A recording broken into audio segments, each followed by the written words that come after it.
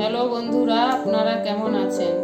ঘরোয়া রান্নাতে আপনাদের স্বাগত। আজকে আপনাদের জন্য নিয়ে এসেছি সুজির দুধ পুলি। আর এই রেসিপি দেখতে হলে সম্পূর্ণ ভিডিওটা আপনাদের দেখতে হবে। ভিডিওটি যদি ভালো লাগে লাইক, কমেন্ট, শেয়ার এবং সাবস্ক্রাইব করে দেবেন। ঘরোয়া রান্না ফেসবুক পেজ থেকে দেখলে পেজটিকে ফলো করে দেবেন। দেখুন বন্ধুরা, পিঠেটা কেমন সুন্দর নরম তুলতুলে হয়েছে।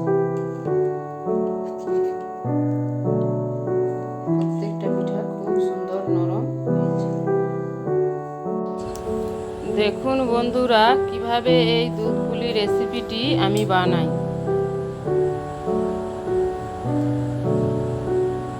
এর জন্য নিয়েছি 500 গ্রাম সুজি, নিয়েছি হাফ লিটার দুধ, নিয়েছি নারকেল কোড়া, চিনি, নিয়েছি থেতো করা এলাচ আর নিয়েছি লবণ।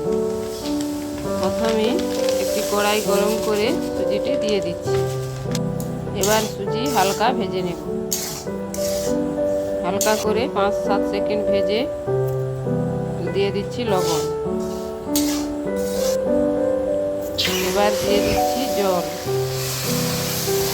জল দিয়ে সুজিটা একটু নেড়ে নেব।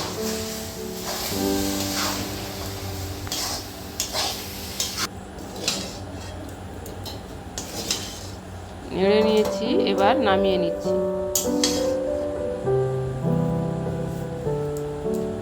এবার সুজিটাকে ভালো করে ডলে ডলে একটি ডো করে নেব। এর মাঝখানে যদি শক্ত লাগে তাহলে একটু গরম জল করে এভাবে একটি সফট ডো আমরা বানিয়ে নিয়েছি।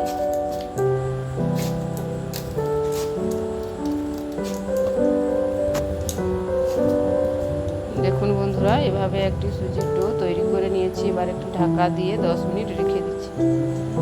এদিকে ততক্ষণ নারকেলের পুরটা রেডি করে নেব। দিয়ে দিচ্ছি নারকেল কোড়া আর দিয়ে দিয়েছি থেতো করা এলাচ আর দিচ্ছি চিনি, দিয়ে ভালো করে পুরটা বানিয়ে নেব।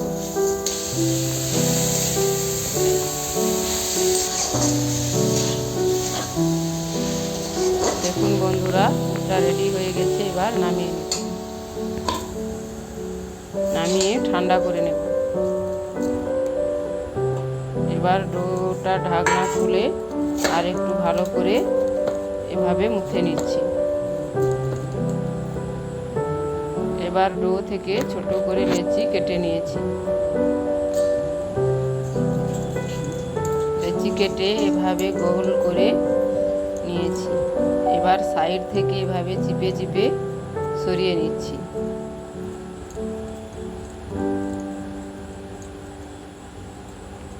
এভাবে একটি বাটির আকারে করে নিচ্ছি।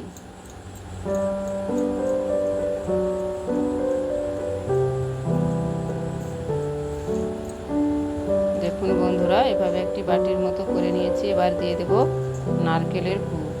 সুজিটা যত ভালো করে মাখা হবে পিঠেটা তত নরম হবে। এবার এভাবে চেপে চেপে মুখটা বন্ধ করে দিচ্ছি।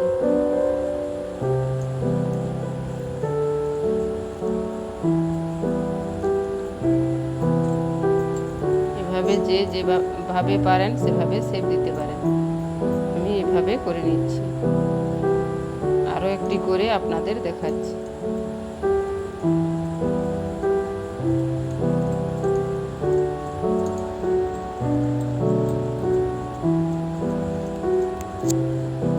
দেখুন বন্ধুরা, একটু সুজি কিন্তু হাতে লেগে যায়নি।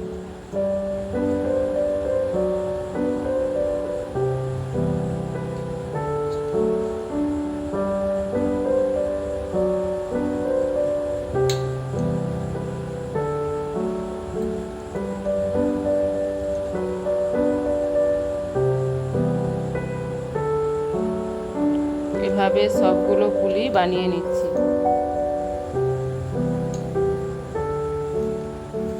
দেখুন বন্ধুরা, সবগুলো এভাবে বানিয়ে নিয়েছি। এবার কড়াইতে দিয়ে দিচ্ছি দুধ।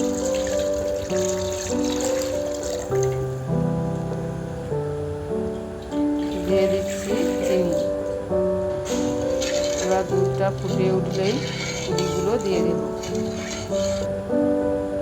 এভাবে দুধটা ফুটে উঠেছে। এবার একটু একটু করে পুলি এর মধ্যে দিয়ে দেব।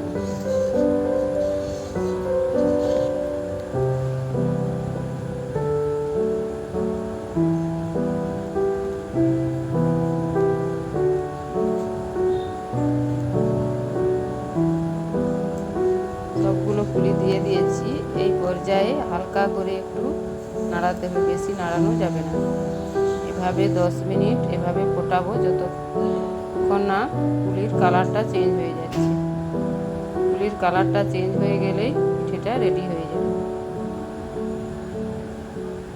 দেখুন বন্ধুরা, আগের থেকে পুলির কালারটাও চেঞ্জ হয়ে গেছে এবং দুধটাও অনেকটা কমে গিয়েছে। এবার পিঠেটা সম্পূর্ণ তৈরি। আপনারাও এভাবে বাড়িতে বানাবেন, খুব সহজেই বানাতে পারবেন। পুরো ভিডিওটা দেখার জন্য ধন্যবাদ।